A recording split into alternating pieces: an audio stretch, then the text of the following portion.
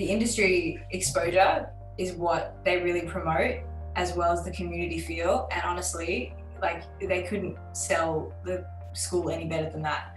It is a community of people who work in an industry actively and who are constantly networking. Like, you know, even being off campus, you still make connections. People pass your name on, people, you know, recommend you for shoots. And, you know, I get work all the time or get offered assisting gigs through people because they know what I do, because the school is so small.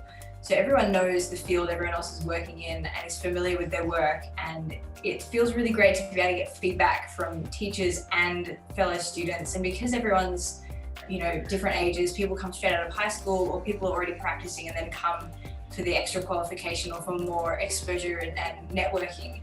You can ask just about anyone any question and get at least something helpful and useful out of it, which means that you're surrounded by like-minded people all the time, which I love. So that's sort of where I came from and what I really love about the college.